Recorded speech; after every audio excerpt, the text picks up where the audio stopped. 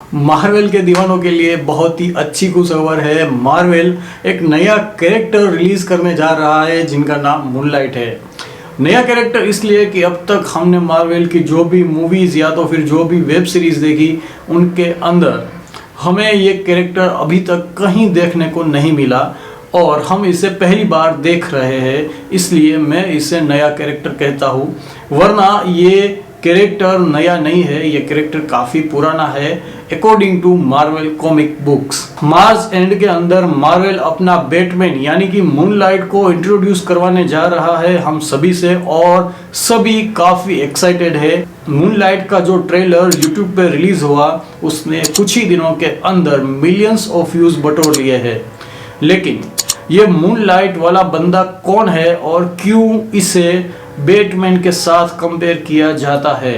Disney Hotstar पे ये series देखने से पहले हमें ये जानना होगा कि ये मूनलाइट वाला कैरेक्टर कौन है। वो तो ट्रेलर को ब्रेक डाउन करने से पहले शुरुआत करते हैं मूनलाइट की हिस्ट्री के बारे में जानने की। मूनलाइट वाले बंदे का ओरिजिनल नाम मार्क स्पेक्टर है और उनकी पैदाइश हिटलर के ज़माने की है, यानी कि दूसरे विश्व युद्ध के वक्त। ऐसे में उसका परिवार काफ़ी संघर्ष करके जर्मनी से लंदन आता है और परिवार काफ़ी संघर्ष भरे दिनों से पसार हो रहा होता है।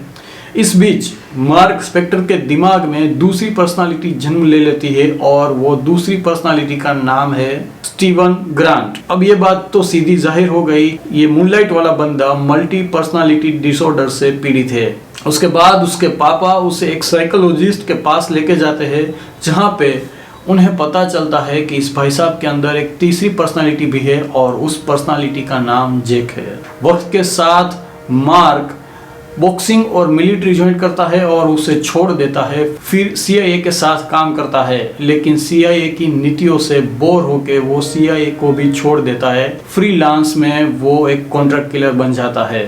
कॉन्ट्रैक्ट किलिंग के कामकाज के दौरान उसकी मुलाकात बुशमैन से होती है और वो बुशमैन के लिए एक काम करता है, जहाँ पे वो कुछ आर्कियोलॉजिस्ट के साथ इजिप्ट में खजाना ढूंढने के लिए जाते हैं। लेकिन समहाउ बुशमैन और आर्कियोलॉजिस्ट के बीच अनबन हो जाती है और बुशमैन मेन आर्कियोलॉजिस्ट को मार देता है। ये बात मार्क स्पेक्टर को बिल्कुल अच्छी नहीं लगती और वो बुशमैन पे हमला कर देता है। लेकिन उल्टा बुशमैन मार्क को मार मार के अधमुआ करके वहीं पे छोड़ के चला जाता है। उसके बाद इजिप्ट के लोकल्स जख्मी मार्क के पास आते हैं और उसे उठा के खोन्सू के मंदिर के अंदर खोन्सू की मूर्ति के पास रख देते हैं और यहीं से शुरुआत होती है हमारे मूनलाइट की, यानी कि खोन्सू, जिन्हें इजिप्ट के अंदर एक लोकी जैसा देवता माना जाता है। और वो मार्क के सपनों में आके एक कॉन्ट्रैक्ट करता है और उसे कहता है कि या तो तुम मरना पसंद करो या तो फिर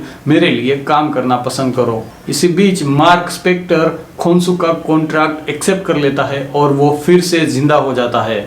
जिंदा होने के बाद वो अमेरिका जाता है और वहाँ सबसे पहले बुशमैन के आदमियों को और बुशमैन को ढूंढ के जस्टिस की शुरुआत करता है। पता चलता है कि according to Marvel Comics Moon Knight की 5 पर्सनालिटी है, जिसमें से पहली पर्सनालिटी है मार्क जो कि वो खुद है, दूसरी पर्सनालिटी है स्टीवन ग्रांट जो कि एक मिलियनर है, तीसरी पर्सनालिटी है जैक जो कि एक टैक्सी ड्राइवर है, चौथी पर्सनालिटी है मून नाइट जो हम सभी को पता है कि खोन्सू के कॉन्ट्रैक्ट के बाद वो मून नाइट हो चुका है, और 5वीं पर्सनालिटी है मिस्टर नाइट की। इस पर्सनालिटी के अंदर वो हमें इस सीरीज में सर से पांव तक पूरे सफ़ेद कपड़ों में दिखेगा और पुलिस वालों की हेल्प करते हुए दिखेगा। इस बार मून नाइट की 2 पर्सनालिटी को ही इस ट्रेलर में रिवील किया गया है, बाकी की 3 पर्सनालिटी कब रिवील करेंगे वो हमें पता नहीं है। या तो फिर हो सकता है कि 6 एपिसोड के अंदर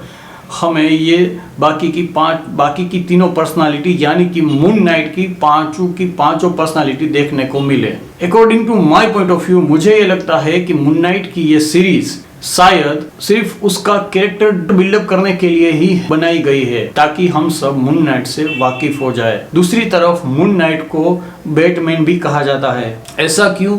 क्योंकि बैटमैन और मून नाइट दोनों ही मिलियनर है। दूसरी बात, दोनों के लग्जरियस शौक है। तीसरी बात, दोनों को लग्जरी गाड़ियां भी पसंद है और दोनों सिर्फ रात में ही काम करते हैं और दोनों को काफी आवाज सुनाई देती है। इस हिसाब से सब लोग इसे मार्वल का बैटमैन भी कहते हैं, लेकिन ये बैटमैन बिल्कुल नहीं है क्योंकि इसके पास उसकी खुद की कुछ पावर है। इस ट्रेलर को ब्रेक डाउन करते वक्त आपसे कहने वाला हूँ कि अभी जो स्पाइडरमैन वाला मूवी आया था तो वो पूरा कांड लंदन में हुआ था। उसके पहले विनम का जो मूवी आया था वो पूरा कांड भी लंदन में हुआ था। अब ये मून नाइट वाला पूरा कांड भी लंदन में हो रहा है। मुझे लगता है कि MCU के अंदर कोई बड़ी सी फिल्म रिलीज होने वाली है जिनके अंदर ये सभी कैरेक्टर का लंदन में होना किसी बड़े एक्शन की तरफ इशारा करता है। 30 मार्च से हर वेडनेसडे को मून नाइट का एक एपिसोड रिलीज होगा और ये 6 एपिसोड है।